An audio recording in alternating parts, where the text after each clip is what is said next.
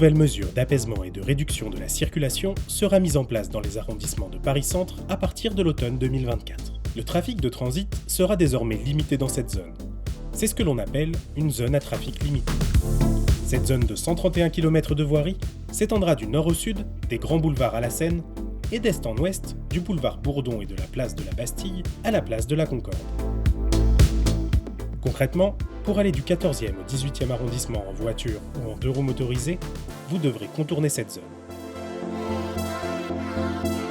Toutefois, elle restera accessible si vous devez vous y arrêter ou y stationner. L'objectif ?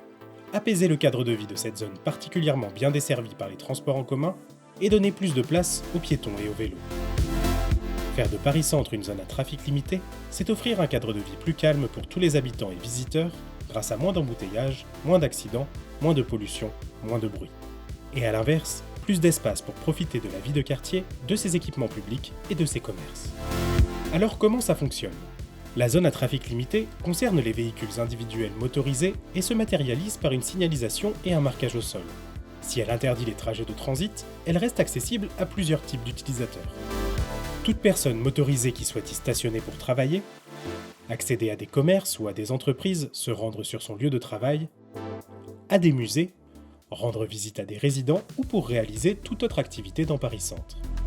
Les véhicules de secours, de police et de services publics, les transports en commun, les véhicules des personnes en situation de handicap, les taxis, les VTC et les habitants de la ZTL pourront circuler librement.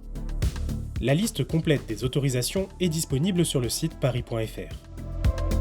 La mise en place de la zone à trafic limité à Paris-Centre permettra de réduire la circulation dans le cœur historique de la capitale. Par exemple, sur l'avenue de l'Opéra, le boulevard de Sébastopol, le quai Henri IV. Elle permettra une ville plus apaisée et la réorganisation de l'espace public au profit des piétons, des transports en commun et des cyclistes, tout en diminuant les nuisances sonores et en améliorant la qualité de l'air. Du 11 avril au 13 mai 2024, participez à l'enquête publique. Informez-vous et donnez votre avis. Rendez-vous sur paris.fr pour en savoir plus.